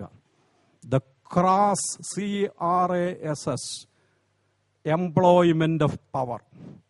അർത്ഥമെന്ത്? നെറികെട്ടതായ അധികാര ദുർവിനിയോഗം. ഇതിൽ കൂടുതൽ നെറികെട്ട അധികാര ദുർവിനിയോഗം നടത്തിയ ആളുണ്ടോ ചരിത്രത്തിൽ? തന്റെ അനുഗ്രഹീതനായ ഒരു യോദ്ധാവിനെ അവന്റെ ഭാര്യ 2 വാക്കുച്ചരിച്ചപ്പോൾ സിംഹാസനവും രാജ്യവും ആകെക്കൂടെ തകിടം മറിയുന്നതായി തോന്നിയ രാജാവിന് അധികാരത്തിന്റെ ലഹരി തലയ്ക്ക് പിടിച്ചു. അദ്ദേഹം പറഞ്ഞു, 2 കാര്യത്തിൽ തന്ത്രം ഉപയോഗിച്ചോളും വീഴുന്നില്ല, ഇവനെ വീഴ്ത്തിയിട്ടേ ഉള്ളൂ കാര്യം. അവനെ കൊല്ലുവാൻ രഹസ്യമായി സൗകര്യപൂർവ്വം കൊല്ലുന്നതിന് ആരെ ആവശ്യമുണ്ട്? ദല്ലാളന്മാരെ ആവശ്യം. അധികാര ദല്ലാളന്മാർ ദാവീദിന് അധികമില്ല, കുറച്ചുണ്ടായിരുന്നു. നാടൻ ഭാഷയെ ശിങ്കിടികൾ എന്ന് പറയും. രാജാവിന്റെ ഇമേജ് അവരാണ് സൂക്ഷിക്കുന്നത്, അത് പെർപെക്ച്വേറ്റ് ചെയ്യുന്നത് അവരാണ്. അവരാണ് ദുർവിനിയോഗം അധികാരത്തിന്റെ ഇംപ്ലിമെന്റ് ചെയ്യാൻ സഹായിക്കുന്നവർ. യോവാബ് എന്ന് അദ്ദേഹത്തിന്റെ പേര്. ലഫ്റ്റനന്റ് ആണ്, സൈനികരുടെ നേതാവാണ്. യോവാബിനെ ഒരിക്കൽ ഈ ദാവീദ് ശപിച്ചതാണ്, അബ്നേറിനെ കൊന്നതിന്. എന്നാൽ ഈ കാര്യം വന്നപ്പോൾ അവരുടെ പരസ്പര സഹായ സംഘമാണ് നടക്കുന്നത്. യോവാബിനെ കൂട്ടുപിടിക്കുകയാണ്. ബുദ്ധിശാലിയാണെന്ന് യാദവിനറിയാം. എന്ത് ചെയ്യണം? അവൻ സൗകര്യപൂർവ്വം സംശയരഹിതമായി ഉറിയാവിനെ കൊല്ലണം. ഉറിയാവിന്റെ കയ്യിൽ തന്നെ അവന്റെ ഡെത്ത് വാറണ്ട് കൊടുക്കുന്ന കരുണയില്ലാത്ത യജമാനായി മാറിപ്പോയുള്ളൂ ദാവീദ്. എത്രയോ കരുണയുള്ളവൻ, ഒരിക്കലും ആട്ടിടയന്റെ ഹൃദയം നഷ്ടപ്പെടാത്തവൻ. ഒരു ലെറ്റർ എഴുതി ആരെ കൊല്ലാനാണോ ഓർഡർ, അത് അവന്റെ കയ്യിൽ തന്നെ മടക്കി കൊടുക്കുകയാണ്. നീ ചെന്ന് യോവാബിനെ ഏൽപ്പിക്കണം. അതിന്റെ കാര്യങ്ങളെക്കുറിച്ചൊന്നും യോവാബ് നോക്കിയിട്ട് ഒന്നും ചോദിക്കുന്നില്ല. രാജാവിനോടൊന്നും ചോദിക്കേണ്ട ആവശ്യമില്ല. രാജാവിന്റെ മനസ്സ് ശരിക്കറിയുന്ന ശിങ്കിടിയുടെ പേരാണ് യോവാബ്. ഒരു ധ്യാന പുസ്തകത്തിൽ പറഞ്ഞു, 2 പുസ്തകങ്ങൾ എഴുതണം യോവാബിനെ കുറിച്ച് എന്തെങ്കിലും അറിയണമെങ്കിൽ. ഒന്ന്, നല്ല ബുദ്ധിയുള്ള, ദാവീദിനോട് വളരെ ലോയലായിട്ടുള്ള ലഫ്റ്റനന്റ്, അതാണ് ഒരു ബുക്ക്. രണ്ടാമത്തതിൽ മറ്റൊരു വ്യക്തിത്വമാണ് തെളിയുന്നത്. രണ്ടും തമ്മിൽ യാതൊരു ബന്ധവുമില്ല. 2 ബുക്കുകൾ എഴുതേണ്ടി വരും യോവാബിനെ കുറിച്ച്. അത്രയും സ്വഭാവമാണ്. രാജാവിനോടുള്ള ലോയൽറ്റിയിൽ കറതീർന്നതായിട്ടുള്ള ലോയൽറ്റിയാണ്.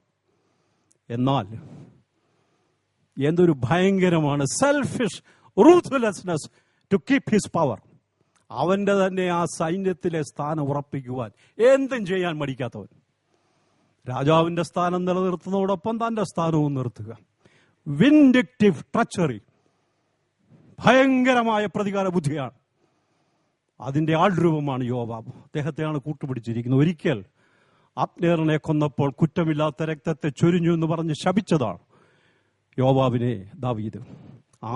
യോവാബിനെ കൂട്ടുപിടിച്ചിട്ട് പറഞ്ഞു, അവന്റെ ദൗത്യം ക്ലിയറാണ്, സൗകര്യപൂർവം എന്നാൽ സംശയരഹിതമായി അവനെ നീക്കം ചെയ്യണം, എക്സിക്യൂട്ട് ചെയ്യും പടക്കളത്തിൽ. അതിലും ബുദ്ധി യോവാബ് രാജാവിന് വേണ്ടി ഉപയോഗിക്കുന്നുണ്ട്. ഒരാളെ തന്നെ കൊന്നാൽ സംശയത്തിന്റെ സൂചി ഒന്നുകിൽ രാജാവിന്റെ മേൽ അല്ലെങ്കിൽ യോവാബിന്റെ മേൽ വരുമെന്നറിഞ്ഞതുകൊണ്ട് രാജാവിനേക്കാൾ ബുദ്ധി പ്രയോഗിച്ചിട്ട് യുദ്ധക്കളത്തിൽ പട വളരെയധികം കൂടിയ സ്ഥാനത്ത് ഒരു സംഘത്തെ ചാവേറപ്പട പോലെ നിർത്തുകയാണ്. ഒരാൾ മാത്രം പോകരുത്.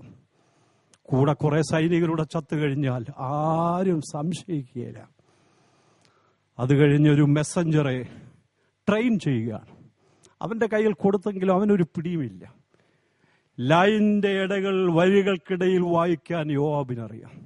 ഏത് കാര്യത്തിൽ രാജാവ് സന്തോഷിക്കും, ഏത് കാര്യത്തിൽ രാജാവ് ദുഃഖിക്കും, ഇത് രണ്ടും വലിയ നീതിബോധത്തിൽ നല്ലെന്നും യോവാബിനറിയാം. ശരിക്ക് രാജാവിനെ അറിയാവുന്ന ആളാണ്. അതുകൊണ്ട് യുദ്ധ റിപ്പോർട്ടൊന്നും രാജാവിന് വിഷയമല്ല എന്നറിയാം. അതിലെ ഒരൊറ്റ ലൈൻ മാത്രമാണ് രാജാവിന് താല്പര്യം. അതെന്താണ്? അത് കുറിച്ച് മെസ്സഞ്ചറുടെ കയ്യിൽ കൊടുത്തയക്കുകയാണ്.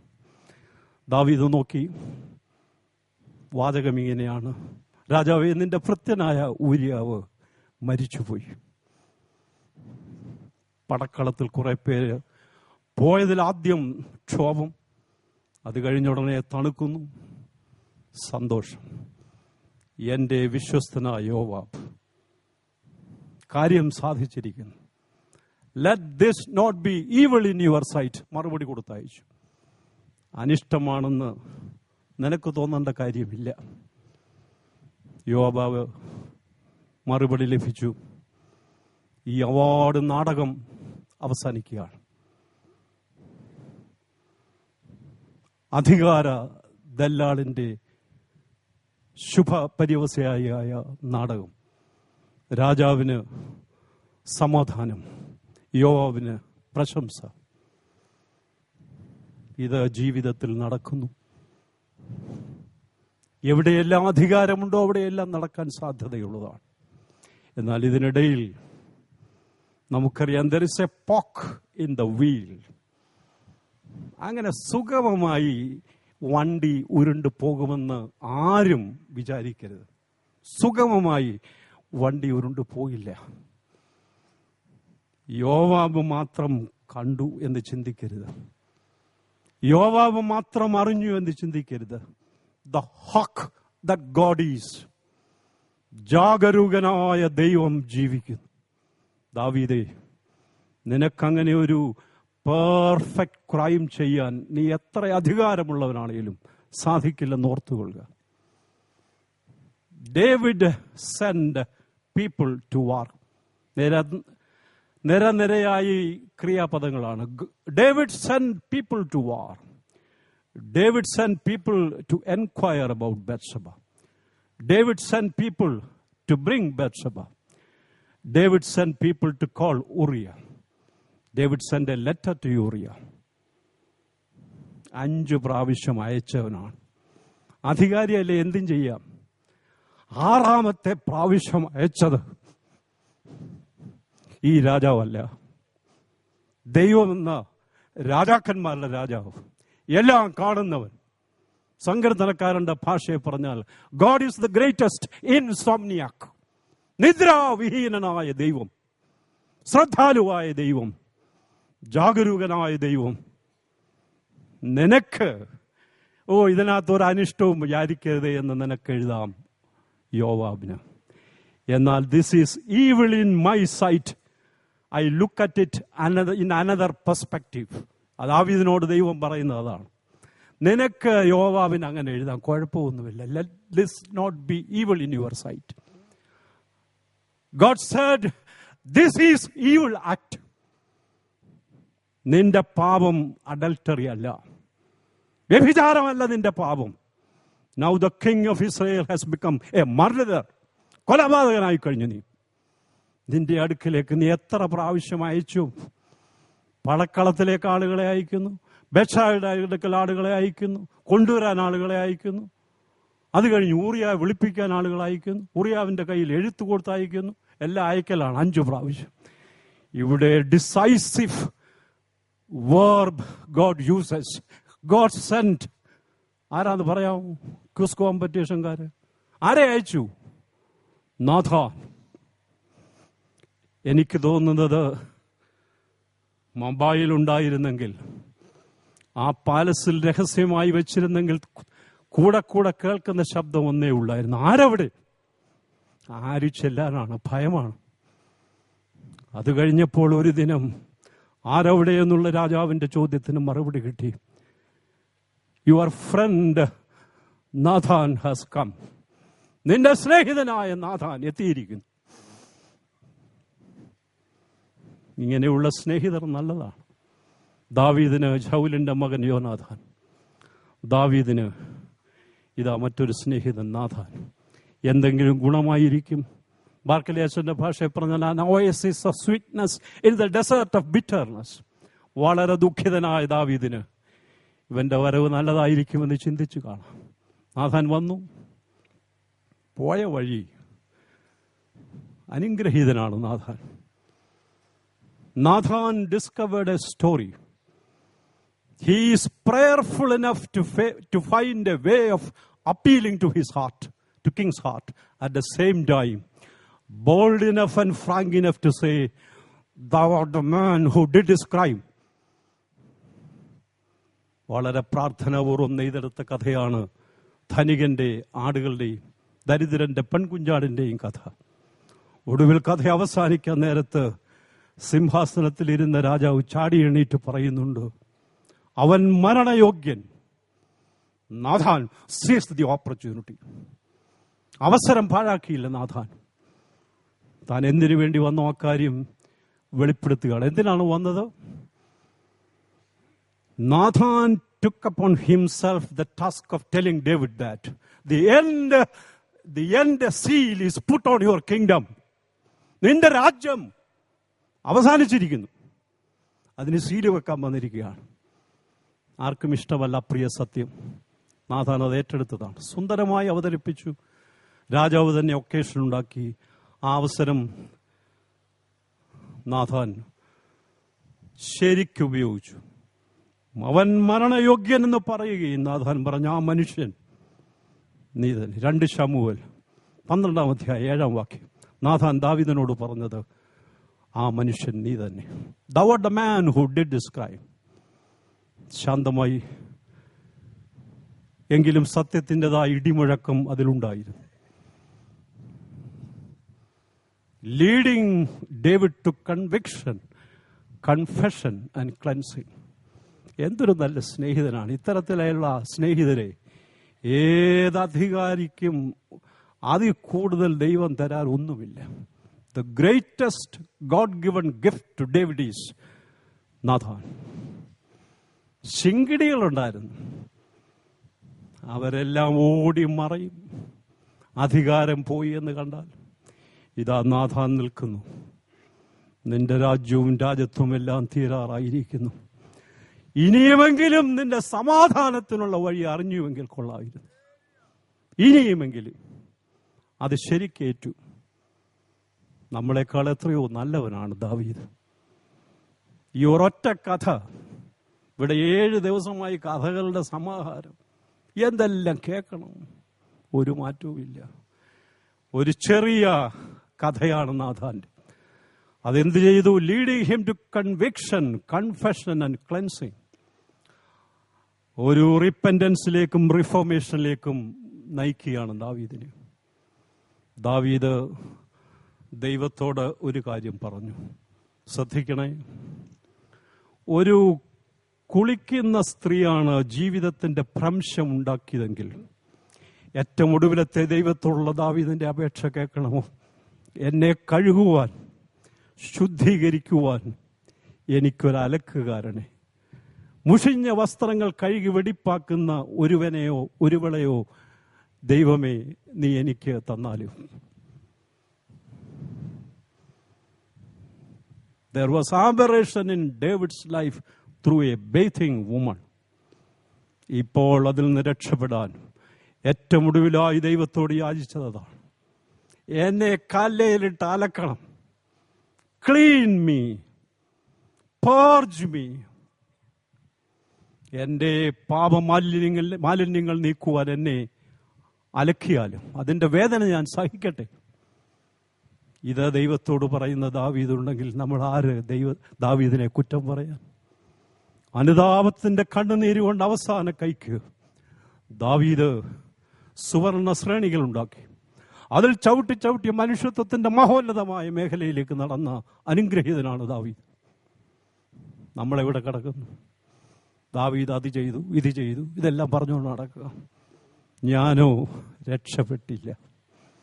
ദാവീദ് രക്ഷപ്പെട്ടു കഴിഞ്ഞു. അവൻ ദൈവത്തോട് യാചന കഴിക്കുന്നു. ആ രക്ഷയുടെ സന്തോഷത്തിലേക്ക് നമുക്ക് വരയണം. ഇനി 10 മിനിറ്റുണ്ട്. നമുക്ക് 12 മണിക്ക് തന്നെ അവസാനിപ്പിക്കാം.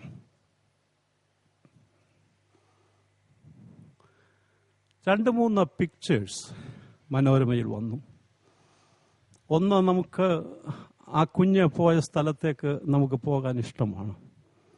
ആ കുഞ്ഞിനെ ആംബുലൻസിൽ ഹോസ്പിറ്റലിലേക്ക് മാറ്റുമ്പോൾ മനോരമയുടെ ഒരു ഫോട്ടോഗ്രാഫർ അദ്ദേഹത്തോട് എനിക്ക് ചോദിക്കാനുള്ളത്, കൈ വിറയ്ക്കാതെ അതൊക്കെ എങ്ങനെ എടുത്തു? ഒരു കൊച്ച് നിർമ്മല ശിശു ഒരു പുതപ്പ് കൊണ്ട് മൂടിയിട്ടുണ്ട്. അടിക്കുറിപ്പ് അവരുടേതാണെങ്കിലും ഹൃദയ ദ്രവീകരണ ക്ഷമതയുള്ള അടിക്കുറിപ്പാണ്.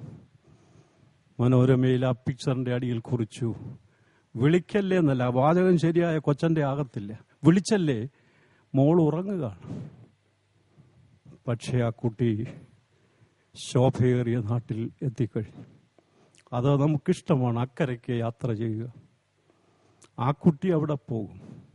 അത് നമ്മുടെയും ഈ ജീവിതയാത്രയുടെ പരിസമാപ്തിയായിരിക്കുകയാണ്, യാതൊരു സംശയമില്ല. മറ്റൊന്ന് ഞാൻ സൂചിപ്പിച്ചു കഴിഞ്ഞൊരു ബാലിയെ, ഒരു പെൺകുട്ടിയെ ഇട്ടിട്ട് നീതു എന്ന അമ്മ മറഞ്ഞു കളഞ്ഞൊരു രാത്രി വീണ്ടും പ്രത്യക്ഷപ്പെടുന്നുണ്ട്. എന്നാൽ ഇതിലേക്കൊക്കെ നയിക്കുന്ന കാര്യം, അവിടേക്ക് നമ്മൾ എന്നാണ് പോവുക, എന്നാണ് സഭ നീങ്ങുക? വത്സാ ജോണിനെ വിട്ടേച്ച് ഇവിടെ ഇരുന്നാൽ മതിയോ? ഇങ്ങനെയുള്ള തിരോധാനത്തിന്റെ പിന്നിൽ പല കാര്യങ്ങൾ കാണും. അത് പ്രോബ് ചെയ്ത് അവരായിരിക്കുന്നിടത്തേക്ക് എന്നാണ് പോവുക? ജീവിതത്തിൽ തോറ്റുപോയവർ. എസ് ശാരദക്കുട്ടി പരിമല മലയാളം പഠിപ്പിക്കുന്ന ടീച്ചറാണ്. അംഗങ്ങൾക്കിടയിൽ നിന്ന് പങ്ക്തിയിൽ മനോരമയിൽ എഴുതും. ഈ കഴിഞ്ഞ ആഴ്ച വന്ന് നമുക്ക് പറ്റിയതാണ്. അവിടേക്ക് നമ്മൾ എന്നാണ് പോവുക? അതാണ് അതിൻ്റെ ഹെഡിങ്. നമ്മുടെ തീം എന്താണ്? എഴുന്നേൽപ്പീൻ, നാം പോകാം. ശാരദക്കുട്ടി ചോദിക്കുന്നു, അവിടേക്ക് നമ്മൾ എന്നാണ് പോകുന്നത്? 6ാം ക്ലാസ്സിൽ അവർ ഒരുമിച്ച് പഠിച്ചവരാണ്. ഒരുമിച്ച് പഠിച്ച കുട്ടിയുടെ പേര് ഗ്രേസി എന്നാണ്. അവർ പഠിക്കുമ്പോഴാണ് ഓൾ പ്രൊമോഷൻ. ഗ്രേസി അല്ലേ ജയിക്കില്ലായിരുന്നു, ജേസി ജയിച്ച് 7ാം ക്ലാസ്സിലായി. പക്ഷെ കീറ്റ്സിന്റെ ഒരു പദ്യം മനഃപ്പാഠമാക്കണം, സാധിച്ചില്ല. ടീച്ചർ കരിശം. ഒടുവിൽ ഹെഡ് മാസ്റ്ററുടെ മുറി കൊണ്ട് നിർത്തി. അധ്യാപകർ കൂടിയിട്ടുണ്ട്. അപ്പോൾ ഈ ഗ്രേസി ഒരു ചോദ്യം ഹെഡ് മാസ്റ്ററോട് ചോദിച്ചു. ചോദ്യം ഇതായിരുന്നു, ഞാൻ തോറ്റ കുട്ടിയല്ലേ, എന്തിനാണ് എന്നെ ജയിപ്പിച്ചത്? അത് കഴിഞ്ഞ് എന്നെ ഇത്തരത്തിൽ ദുഃഖിപ്പിക്കുന്നത് എന്തിനാണ്? ഹെഡ് മാസ്റ്ററുടെ കയ്യിൽ നിന്ന് വടി താഴെ പോയി. ആ ചോദ്യത്തിൽ ദാർശനികതയുടെ മാനമുണ്ട്. ഞാൻ തോറ്റ കുട്ടിയാണ്, ഓൾ പ്രൊമോഷൻ, എന്നെ ജയിപ്പിച്ചത് എന്തിനാണ്? എന്നിട്ട് അത് പഠിച്ചില്ല, ഇത് പഠിച്ചില്ലെന്ന് പറയുന്നു. ഞാൻ ഇടയും, വള്ളംകുളത്തെ ആനയെപ്പോലെ ഇടയും. സമൂഹം അത് ചെയ്യുന്ന ആളുകളെ നന്നാക്കാൻ വടിയുമായി, പഴയ ചുരലുമായിട്ടാണ്. അവരോട് ഇടയുന്നതായിട്ടുള്ള ആളുകളുണ്ടെങ്കിൽ നമ്മൾ തല്ലിക്കൊല്ലാനൊന്നും ശ്രമിക്കരുത്. അവരിടയുക തന്നെ ചെയ്യും.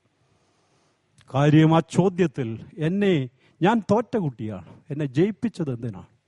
അതിൽ ദാർശനികതയുടെ മാനമുണ്ട്, ഡയമെൻഷൻ. പിന്നെന്തുകൊണ്ട്? കാവ്യാത്മകതയുണ്ട്, സർഗാത്മകതയുടെ കലാപമുണ്ട്, നിസ്സഹായതയുടെ വേദനയുണ്ട്. അവിടേക്ക് നമ്മൾ എന്നാണ് പോവുക? നമുക്ക് സാധിക്കുമോ? റിംബോ. ഞാൻ ആദ്യമായിട്ട് ഈ ആർട്ടിക്കിൾ അവസാനിക്കുമ്പോൾ റിംബോയുടെ ചോദ്യം ചോദിച്ചാണ് ശാരദക്കുട്ടി അവസാനിപ്പിച്ചത്. ഞാനപ്പോൾ എഴുത്തുകാരിയെ ചോദിച്ചു. അപ്പോൾ പറഞ്ഞു ആർതർ റിംബോ എന്നാണ്.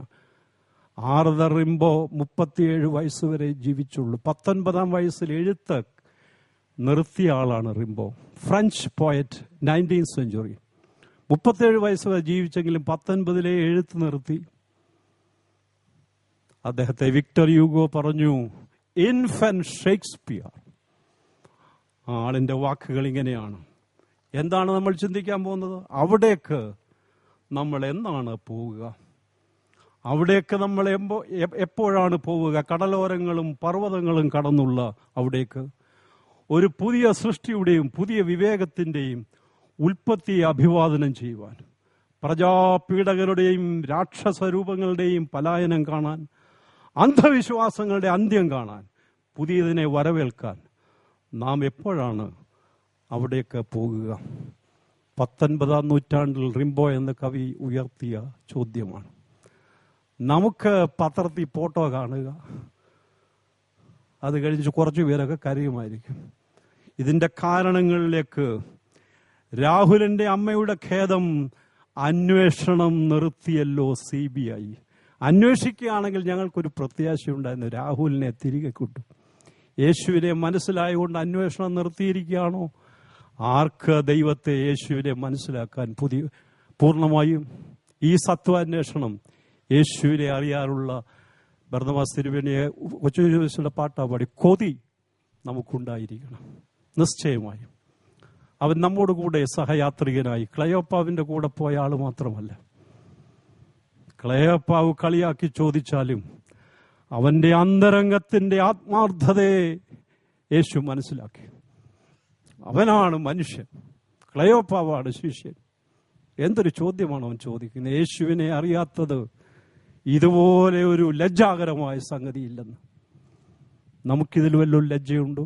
പൗലോ കൊയ്ലോയുടെ ഒരു കഥ കൂടെ പറഞ്ഞ് അവസാനിപ്പിക്കാം. കഥ ഇതാണ്. ഒരു യജമാനൻ, അവന്റെ ദാസൻ പാവമാണ്.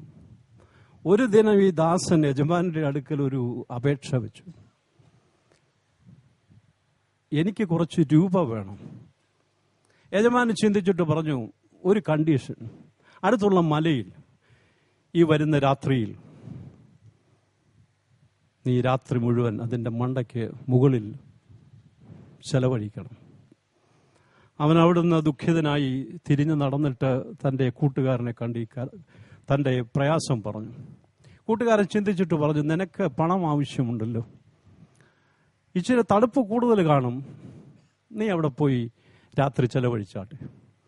നല്ല സ്നേഹിതനായതുകൊണ്ട് അവൻ അനുസരിക്കാമെന്ന് ചിന്തിച്ചു. അല്പം ബുദ്ധി പ്രയോഗിച്ചു. 6 മണിക്ക് വൈകിട്ട് പോകേണ്ട കാര്യമില്ല, 10-11 മണിയാകുമ്പോൾ ചെല്ലാം. അത്രയും കുറച്ച് ചെലവഴിച്ചാൽ മതിയല്ലോ രാത്രിയിൽ. 11 മണിയോടുകൂടെ ആ പർവ്വതത്തിന്റെ മുകളിലെത്തിയപ്പോൾ അവൻ കണ്ട കാഴ്ച അവനെ അതിശയിപ്പിച്ചു കളഞ്ഞു. അവരുപദേശം നൽകിയ കൂട്ടുകാരൻ 6 മണി മുതൽ സന്ധ്യ മുതൽ തീ കൂട്ടി അവന്റെ വരവിന് വേണ്ടി കാത്തിരിക്കുന്ന ചിത്രമാണ്. രാത്രി മുഴുവൻ ഒരുമിച്ച് ചെലവഴിച്ച് അവർ ഒന്നിച്ചിറങ്ങി. What a friend we have in Jesus.